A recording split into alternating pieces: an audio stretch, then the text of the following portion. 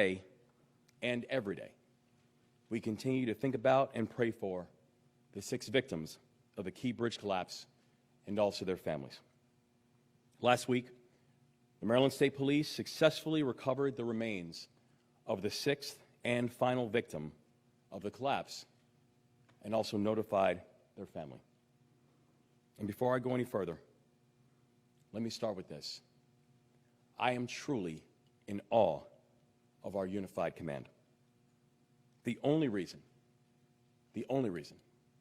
that we were able to retrieve all 6 victims is because of the constant communication between every single part of this team. State Police, the Coast Guard, the U.S. Army Corps of Engineers, Navy SUPSOLV, and all of our partners, state, local, and federal, stood shoulder to shoulder every single moment. And finding these 6 victims was not guaranteed. When you're dealing with so much wreckage, even a small lapse in communication can cause failure. But this team held firm. They knew that bringing comfort and closure to these families was not an option, it was obligatory, and it was a core part of this mission. We said we would do it, and we did. We promised the families on the first day that we would stop at nothing to bring them support. And even after it became a recovery mission, we told them the same, that we would stop at nothing to bring them the closure that they've earned. And so I say to all the members of the Unified Command, thank you. Thank you for taking this mission so seriously. And God bless you all. And I also want to speak directly to the families for a moment as well.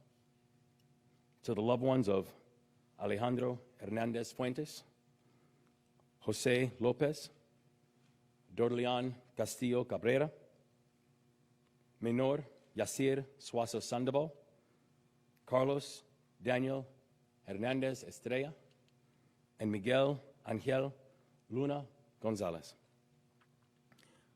I promised that we would do everything in our power to bring your family members back. And I pray that the fulfillment of our word can bring you some peace.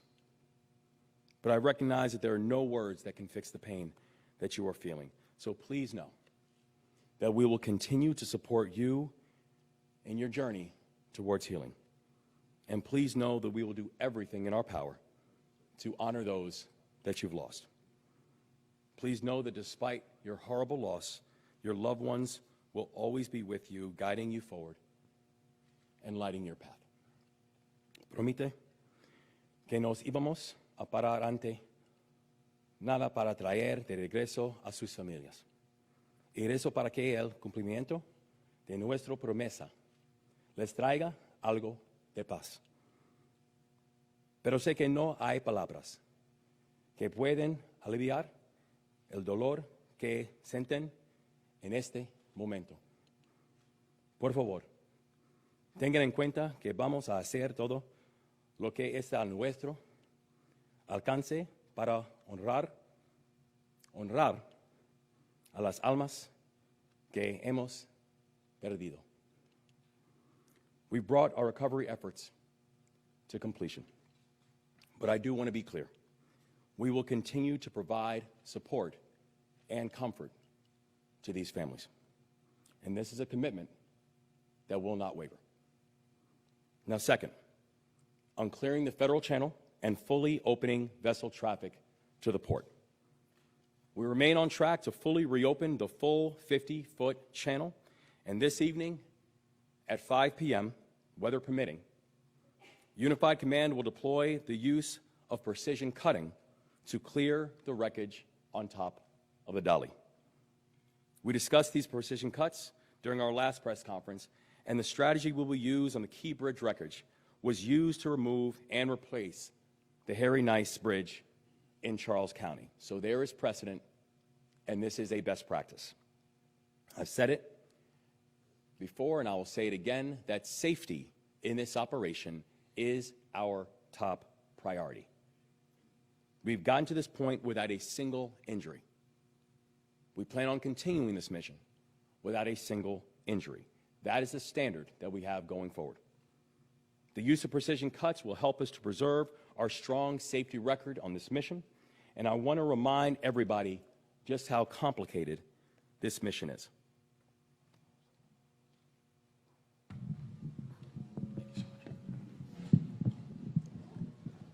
This here is an actual picture of the personnel who we have sitting up top. I want to be clear that when we're seeing where they are right now, they are 180 feet in the air. The thing we know about this type of height, and what you're seeing what they're doing here, they're doing both cutting and also preparation for the removal of this truss that's sitting on top of the Dali. This is an example of just a piece, what we see in this picture here, of just a piece of the truss that still needs to be removed in order for the Dali to be refloated so we can then continue the process of fully opening up the federal channel. But them sitting at 180 feet in the air, there's a couple really important things to remember with that. The first important thing to remember is that any type of adjustments or movements within the winds can have significant impact on their basic stability.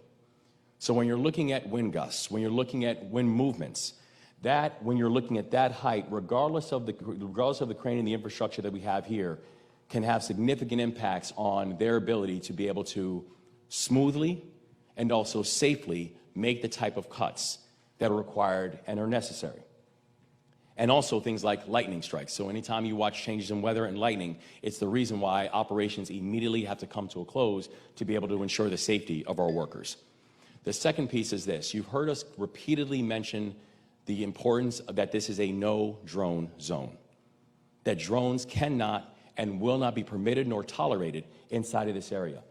Part of the reason that it is so important to have this as a no-drone zone is because we have people who are conducting incredibly complicated and dangerous operations. Any type of variable that you place into that, to include the use of private drones, doesn't just challenge the operation, it challenges their safety. So once again, to all people who are considering or thinking about putting out their private drones because they're trying to capture any images, we are telling you, do not test us on this. The safety of these individuals is far too important.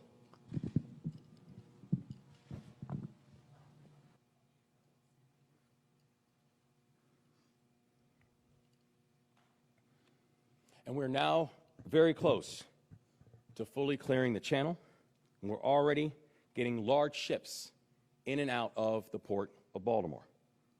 And over the next week, we are expecting about 30 vessels and barges at the port's public and private terminals. Those vessels will include container ships, roll-on, roll-off ships carrying farm machinery and new cars, bulk ships carrying sugars, metals, and oil. Now, there were some who, when we were here weeks ago, looked at the complexity of this operation and said, this is going to take months in order to clear this channel. Well, here we are now, and I'm thankful for the fact that because of the hard work, the diligence, the speed, the 24/7 operation that has taken place, we've been able to get it done in a matter of weeks. And again, I thank Unified Command for their dedication and for their tenacity. Now, third, on taking care of our people, our administration has launched 4 programs to help businesses affected by the collapse. So far, we've been able to help 306 businesses through $22 million in support. The Worker Retention Program has helped to keep nearly 2,700 workers on the job. The Worker Support Program has delivered a total of $2.8 million in cash assistance to more than 2,000 port workers as of the end of last week. And as of last week, 1,000 unemployed Marylanders have received support through regular unemployment insurance. As we begin to get the port operations back to full capacity, we will begin to wind down support through the Worker Retention Program.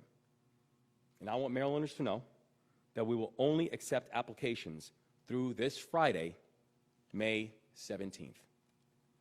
Businesses that still need support for payroll or operations can continue to access programs at the Department of Commerce and the Department of Housing and Community Development. And individuals who regularly work at the port are still able to apply for the Worker Support Program and unemployment insurance. So I encourage all Marylanders to visit response.maryland.gov/bridge to learn more about these programs, to make sure you're applying, and also other operations and other supports that we have in place. From day one, we've been guided by a very simple principle. Mission first, people always. And that has not changed. Now, fourth, on rebuilding the Francis Scott Key Bridge. In order to rebuild this bridge, we need the support of the U.S. Congress. And to date, we personally met with, spoken with, and had coordination with nearly 100 members of Congress. Last week, our team has had another meeting with Secretary Pete Buttigieg and Director of Management and Budget, Shalonda Young. On May 2nd, we welcome Republican Chairman Tom Cole and also Chair Womack and members of the House and Senate Appropriations Committee to the City of Baltimore. Unified Command, when that happened, took us out on a Coast Guard cutter to see the wreckage, and I was able to speak directly with members of the committee on both sides of the aisle. And I can tell you they were deeply moved by what they saw, because we are talking about a shipping vessel that is 984 feet long and that can weigh more than 116,000 tons at full capacity. For all sports fans, I'll put it to you this way. That's the length of 3 football fields. That is the weight of Camden Yards at full capacity. That's what's sitting in the middle of the Patapsco River. Members of the House Committee got to see that ship and the Key Bridge that's sitting on top of it. And I explained to them that every time we go out there, it's something you never get used to seeing. I spoke with Chairman Cole many times, and he has repeatedly given his commitment to ensuring that Congress does their part to help us out. Also the same with Chairman Womack. And I also want to give a special thank you to the leaders of our delegation, Senator Cardin, Senator Van Hollen, for taking the Senate floor to discuss the importance of rebuilding the Key Bridge. I want to say it publicly, and I will keep on saying it publicly. Without the leadership of Senator Cardin, we're not where we are already, sir. We are grateful beyond words to you for your leadership and your support. And also, on Wednesday, we will hold a hearing on the bridge collapse. That hearing will be chaired by Republican Sam Graves, and I had a chance to speak with Chairman Graves a few weeks ago, and actually again last week, and I appreciate his partnership. His committee will soon learn what all of us know, that rebuilding the Francis Scott Key Bridge is not about nostalgia. It's about necessity. This is a critical artery of commerce at the Port of Baltimore and all along the I-95 corridor. We need this bridge rebuilt, and we need to get it done with full congressional support. The bridge replacement is qualified for expedited permit review under the National Environmental Policy Act categorical exclusion list. So we are moving fast. We're covering all bases. We're not slowing down, and we're going to get it done together. And our coalition continues to grow by the day. I'm proud to stand with each and every one of our partners. And I want to make note that as we're looking to our left and to our right, these are individuals who have been here since day one, who've been working, coordinating. Our local leaders, our mayor, our county executive, every member of this team who has put in remarkable work. Our lieutenant governor, leading the charge and making sure we're supporting our workers, but also Each and every one of us are incredibly proud to be joined here today